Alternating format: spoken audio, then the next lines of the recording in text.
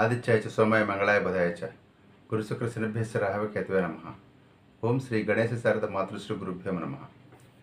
మిత్రులారా, మనం ఈరోజు కర్కాటక రాశి వారి జూన్ 2026 గోచార ఫలాలు ఎలా ఉన్నాయో చూద్దాము. కర్కాటకం అంటే పునర్వసు 4వ పాదం వారు, పుష్యమి 1, 2, 3, 4 పాదాల వారు, ఆశ్లేష 1, 2, 3, 4 పాదాల వారు, వీళ్ళందరూ కూడా మన కర్కాటక రాశి కిందకి వస్తారు. ఈ కర్కాటక రాశి వారికి ఫలాలు ఎలా ఉన్నాయో కనుక గమనించినట్లయితే మనం జాగ్రత్తగా ఆలోచించాలి. మనకి గురువు గారు ఇప్పటిదాకా 12లో ఉన్నారు, తర్వాత లగ్నంలోకి రాబోతూ ఉన్నారు. కర్కాటకంలోకి జూన్ 2వ తారీఖు నుంచి. శుక్రుడు కూడా 2వ తారీఖు నుంచి లగ్నంలోకి వస్తున్నాడు. ఓవరాల్గా జాతక చక్రం కనుక మన యొక్క ఈ కర్కాటక రాశి వారి యొక్క ఫలితాలను పరిశీలించినట్లయితే మనకి రవి శుక్రులు డైరెక్ట్గా పాజిటివ్గా కనపడుతూ ఉండగా, శని రజితమూర్తిగా ఉన్నందువల్ల, గురువు రజితమూర్తిగా ఉన్నందువల్ల కూడా కొన్ని సత్ఫలితాలు ఇచ్చేటువంటి అవకాశం ఉంది. టోటల్గా అబోవ్ యావరేజ్గానే వీరికి ఈ నెలంతా నడుస్తుందని చెప్పని ఒక్క ముక్కలో చెప్పచ్చు. స్పెసిఫిక్గా 11లో ఉన్నటువంటి రవి చాలా అడ్వాంటేజియస్గా పనిచేస్తాడనమాట. ఈయన వలన ఈ యొక్క 11లో ఉన్నటువంటి రవి ఎవరైతే ఉన్నారో ఈయన వలన ఆస్తులు కానివ్వండి, గౌరవము, ధన సంపాదన, రాజగౌరవము, కొత్త పదవులు, ప్రమోషన్లు, కుటుంబ సౌఖ్యము, అలాగే మంచి వస్తువులతోటి మంచి ఫుడ్, మనం చక్కటి విందు వినోదాల భోజనాలు, ఇవన్నీ కూడా రవి మీకు 11లో ఉన్నందువల్ల ఇస్తూ ఉండగా, మరో పక్కన శుక్రుడు 1000లో 12లో ఉన్నాడు. ఆయన వలన కూడా శుభము, ధనప్రాప్తి జరగడం కాకుండా మీరు అనేక రకాల విలాస వస్తువుల మీద మీరు ఎక్స్పెండిచర్ చేస్తారు. అదేవిధంగా అనుకూలమైనటువంటి జీవితం ఉంటుంది.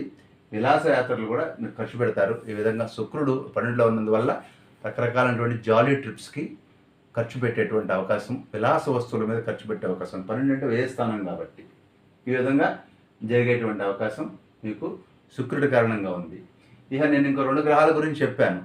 శని 9, గురువు మనకి 1లోకి వస్తున్నాడు 2వ తారీఖు నుంచి అని కూడా చెప్పాను. ఈ శని వలన మామూలుగా ఒక్కోసారి ధనలాభం జరిగేటువంటి అవకాశం 9లో ఉంటుంది. కాకపోతే ఈయన రజితమూర్తి కాబట్టి ఈయన మ్యాక్సిమం మీకు బెనిఫిట్ చేయడంలో చూస్తాడు. మామూలుగా కోర్టులు, న్యాయ పోరాటాలకి వీటన్నిటికీ 9లో కారణము. శుభకార్యాల్లో చిన్న చిన్న విఘ్నాలు ఇచ్చేటువంటి అవకాశం శని ఉంది. అనారోగ్యం కూడా ఇచ్చేటువంటి అవకాశం ఉంది. అయితే ఇవన్నిటిని కూడా ఆయన రజితమూర్తిగా ఉన్నందువలన మీకు పూర్తిగా వ్యతిరేక ఫలితాలు ఉండవు. కొంత అనుకూలమైనటువంటి వాతావరణం ఉంటుంది. అదేవిధంగా 1లోకి వచ్చేటువంటి గురువు ఎవరైతే ఉన్నారో ఈయన వల్ల కూడా అధికమైనటువంటి ఖర్చులు జరిగేటువంటి అవకాశము, వృత్తిలో బాధలు, స్థాన మార్పు, కుటుంబంలో సమస్యలు, అపార్థాలు, ఇవన్నీ వచ్చి ఫారెన్ వెళ్ళేటువంటి అవకాశం కూడా ఉంది. లైఫ్లో ఒక చేంజ్ వచ్చేటువంటి అవకాశం ఈ గురువు కారణంగా ఉంది. బేసిక్గా ఈ లగ్నం ఏదైతే ఉందో వీరికి ఇది గురువుకి ఉచ్చస్థితి. అక్కడికి వస్తున్నాడు, ఆయన రజితమూర్తిగా ఉన్నాడు కాబట్టి మీరు ఫారిన్ ఛాన్సెస్ వచ్చేటువంటి అవకాశం, లేకపోతే లాంగ్ డిస్టెన్స్ ట్రావెల్ చేయడం, జాబ్ కోసం కానివ్వండి, చదువు కోసం కానివ్వండి వెళ్ళేటువంటి అవకాశం ఈ యొక్క గురువు గారి కారణంగా ఉంది అని చెప్పుకోవచ్చు. ఈ విధంగా రవి, శుక్ర, శని గురులు మీకు అనుకూలంగా ఉంటే, ప్రతికూలంగా మిగిలినటువంటి గ్రహాలు ఉన్నాయి. ముఖ్యంగా రాహువు మీకు అష్టమంలో ఉన్నాడు, 8వ స్థానంలో. ఈ రాహు యొక్క పరిస్థితి ఏంటంటే దుర్గాదేవికి మీరు స్తోత్రం చేసుకోవటం మంచిది. రాజదండన అంటే పనిష్మెంట్లు వచ్చేటువంటి అవకాశం ఉంది ఆఫీసుల్లో, లేకపోతే ఇబ్బందికరమైనటువంటి పరిస్థితులు, చిన్న చిన్న ప్రమాదాలు, అలాగే కుటుంబంలో చిన్న చిన్న అసౌకర్యాలకు కూడా ఈ అష్టమంలో ఉన్నటువంటి రాహు కారణం అయ్యేటువంటి అవకాశం ఖచ్చితంగా ఉంది. అదేవిధంగా 2లో ఉన్నటువంటి కేతు వల్ల కూడా కొన్ని ఖర్చులు, 2 అంటేనే కుటుంబ వాక్స్థానం, కుటుంబ స్థానం, ధనస్థానం కాబట్టి కఠిన భాషణం, కొంచెం కటువుగా మీరు మాట్లాడేటువంటి అవకాశం ఈ కేతువు కారణంగా ఉంటుంది. అదేవిధంగా కుటుంబంలో కూడా చిన్న చిన్న గొడవలు జరిగేటువంటి అవకాశం ఉంది కదా, కుటుంబ స్థానం కూడా కాబట్టి మీరు కేతువు. సో నేను ఒక మాట ఏం చెప్తున్నానంటే, ఈ రాహుకేతువుల కోసం గాను అది ధ్యానం చేయటము, ఇటు యోగా చేయటం చేయండి. అదేవిధంగా ఈ కేతువు అంటే వినాయకుడికి కూడా మీరు ప్రతిరోజు కూడా మంచిగా నమస్కారం చేయండి, వీరైతే ప్రదక్షిణలు చేయండి, తప్పేమీ లేదు. ఈ విధంగా రాహుకేతువులు మీకు అనుకూలిస్తారు. అదేవిధంగా నెక్స్ట్ వచ్చినప్పుడు కుజుడు మీకు 10లో ఉన్నాడు. ఈయన జాగ్రత్తగా ఉండాలి మనం. ఈ కుజుడు ఏం చేస్తాడంటే చెడ్డ పనులు మంచిగా చేయిస్తాడు.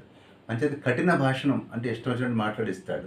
బలం లేని తిండి, హెల్త్ ప్రాబ్లమ్స్ వస్తాయి, కానీ కీర్తి ప్రతిష్టలు వస్తాయి ఈ 10లో ఉన్నటువంటి కుజుడు వల్ల.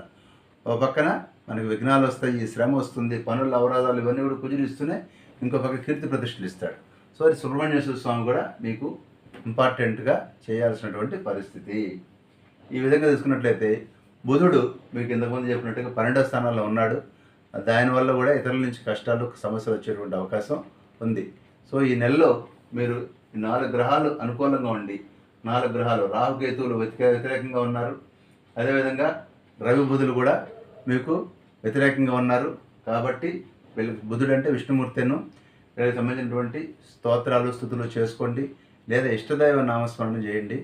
మీకు అది అన్ని విధాలా కూడా అనుకూలంగా ఉంటుంది. మీకు ఏదైనా ఒక నామం కనుక ఉన్నట్లయితే చక్కగా ఆ నామం చేసుకుని ఇష్టదేవతను స్మరించినట్లయితే మీ కులదేవత ఉంటుంది.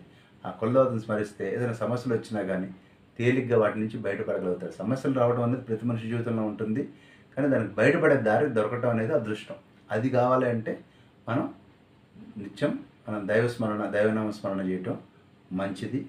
మీకు అంతా మేలు జరుగుతుంది. ఓవరాల్గా నెలాఖరులోకి వెళ్ళే కొద్దీ మీకు చాలా అడ్వాంటేజెస్గా ఉంది. ఎందుకంటే మీకు అడిషనల్గా మీకు కుజుడు కూడా మీకు అనుకూలమైన ఫలితాలు మీకు ఇవ్వబోతున్నాడు 21వ తారీఖు నుంచి. ఇది ఒకటి చెప్పాలి. ఎందుకంటే కుజుడు ఎప్పుడైతే 21వ తారీఖున మీకు ఈ పొజిషన్ నుంచి ఇక్కడ షిఫ్ట్ అవుతాడో ఆటోమేటిక్గా ఆయన వలన శుభకార్యాలు కానివ్వండి, వైవాహిక జీవితము, వస్త్రలాభము, ఆరోగ్యం లభించటము, అనుకున్న పనులు నెరవేరటం, రాజగౌరవం, జనాల ఆదరణ, ఇవన్నీ కూడా కుజుడు కారణంగా 23 నుంచి జరగబోతోంది. కాబట్టి మీరు నెల మొదట్లో కంటే వచ్చే కొద్దీ మీకు పరిస్థితులు మీకు అనుకూలంగా ఉంటాయి. ఇబ్బంది పడాల్సినటువంటి పనేమీ లేదు. స్వస్తి.